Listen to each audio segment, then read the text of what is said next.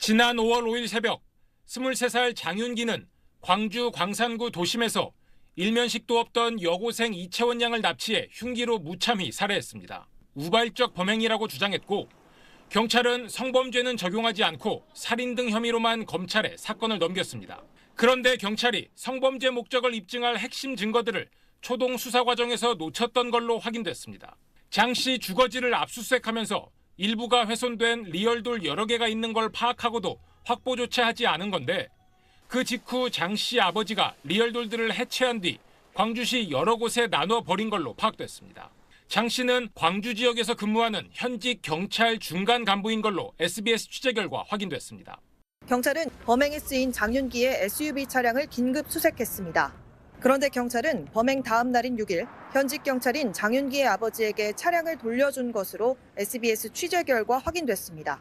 장윤기가 고 이채원 양을 살해하기 전 미행할 때 사용한 범행 도구를 압수조차 하지 않은 채 하루 만에 가족에게 넘긴 겁니다. 광주 광산경찰서 수사팀은 케이블 타이를 발견했습니다. 장윤기가 피해자를 납치하거나 성범죄 목적으로 사용하기 위한 도구로 의심할 수 있는 핵심 증거물입니다. 그런데도 경찰은 케이블 타이를 압수하지 않았고 검찰에 사건을 송치하면서도 이를 촬영한 동영상도 제외했습니다. 그런데 검찰이 어제 오전 장윤기의 아버지 장모 경감집을 압수수색하면서 해당 케이블 타이를 확보한 걸로 SBS 취재 결과 확인됐습니다. 경찰 수사팀이 주요 증거를 압수하지 않고 범행 하루 만에 차량을 장경감에게 돌려준 게 장경감이 케이블 타이를 다른 곳으로 옮길 빌미를 준 셈입니다. SBS 김덕현입니다.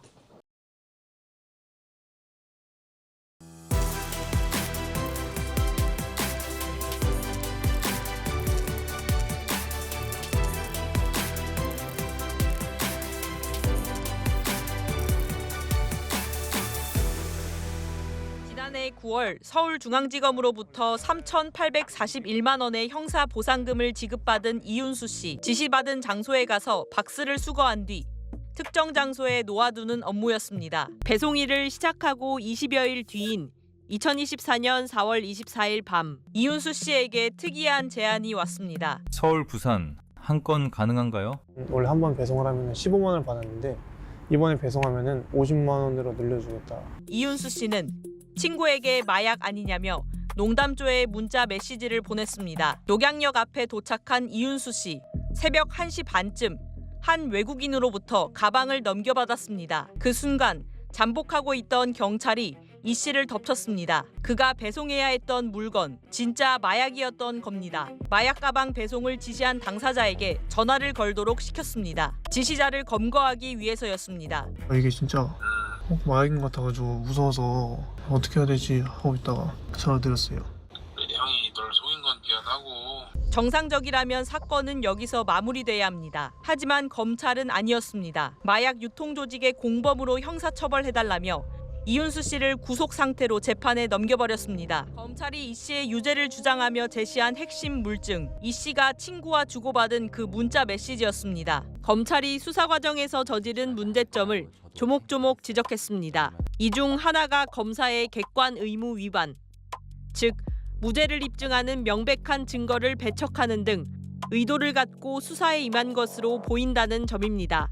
재판 결과는 어땠을까? 100% 무죄였습니다. 아무것도 아닌 농담을 유죄의 증거로 왜곡한 검사. 당시 서울중앙지검 김희연, 이동우 검사입니다.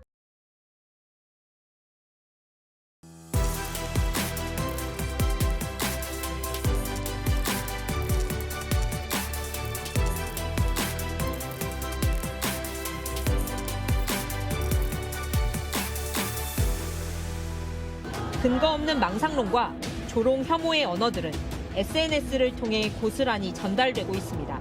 투표한 반출 과정에서 경찰의 무력 진압으로 20대 청년이 의식불명에 빠졌다는 주장. 한번 퍼진 가짜뉴스는 걷잡을 수 없었고 SNS를 통해 이를 접한 청소년들은 의심 없이 사실로 받아들이고 있었습니다. 그리고 이번에 무력 진압하는 것도 보면 안 되고. 지금 20대에 코만 상태 걸렸는데 쾌차하길 기원합니다. 약간 부정선거 같다는 느낌이 그럼 드는 거예요? 아, 네. 합리적으로 이거 맞는 말이잖아요. 우리나라 민주주의가 아니라 이제 거의 공산당이 돼가고 있는 느낌이 들 수밖에 없고. 그런 부정선거나 이런 거에 배후에 중국이 있다 이런 얘기들은 어떻게 생각해요? 합리적이라고 생각해요. 지금 청년들은 레거시언론을 보지 않아요. 그냥 이재명 정부가 선관위를 통해서 부정선거를 하려고 했다라고 해서 영상을 올리잖아요. 그게 수십 시간 안에 몇 천만 명한테 퍼져나가요. 그럼 그게 사실이 됩니다. 누가 먼저 더 선동을 빠르게 많이 하느냐의 전쟁이 되어버린 거죠.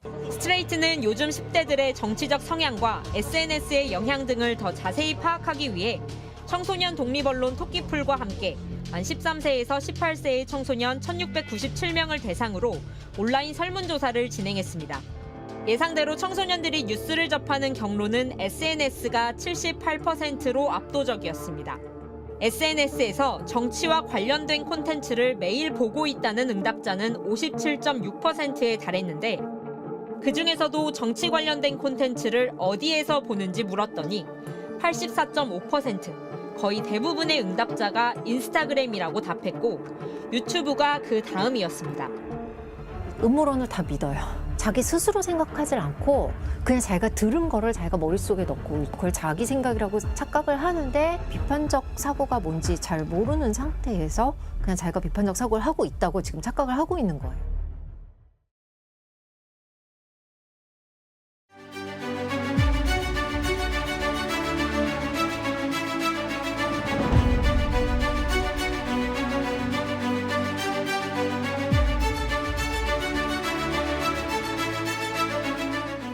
지난달 10일 부산의 한 편의점에서 30대 중증 발달 장애인 2명이 아이스크림 1개를 계산하지 않고 나눠 먹었습니다.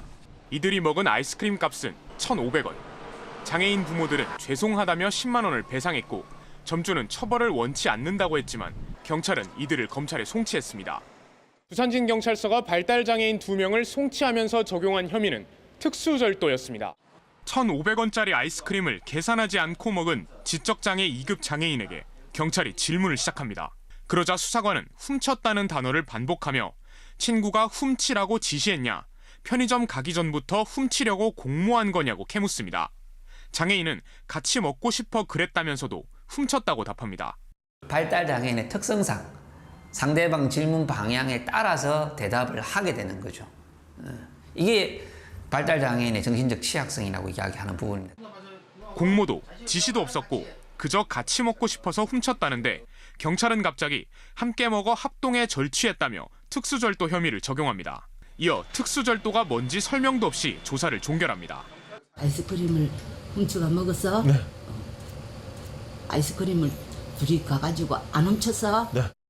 그런데 경찰이 작성한 최 씨의 진술 조서를 보면 아이스크림을 가져간 이유에 대해 먹고 싶어서 꺼내 먹자고 말한 후 나눠 먹고 계산하지 않았다. 진술이 상당히 구체적입니다. 더 이상한 점은 발달장애인 2명의 진술 조서가 거의 똑같다는 겁니다. 경찰은 이에 대해 두 발달장애인에게 CCTV 영상을 보여준 뒤 쉬운 언어로 구체적인 질문을 한 뒤 조서를 쓴 것이라고 해명했습니다. KBS 뉴스 김옥천입니다.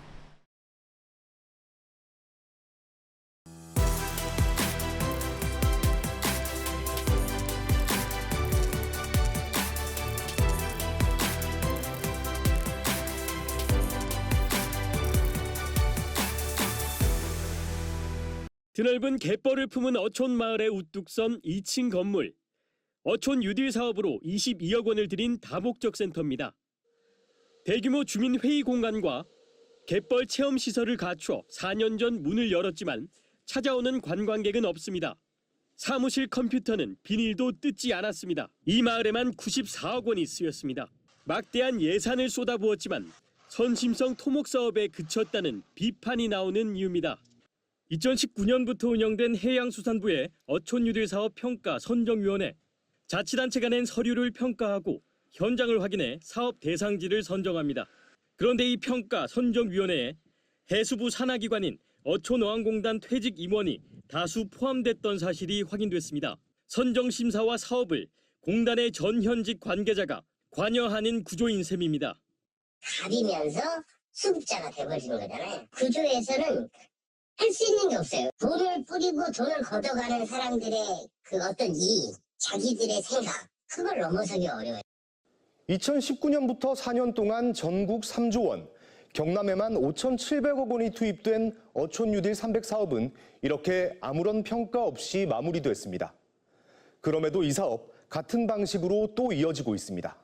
여기다 올해부터는 어촌 뉴딜 3.0이라는 제3의 뉴딜 사업도 시작돼 경남에서는 5곳에 446억 원이 또 투입됩니다.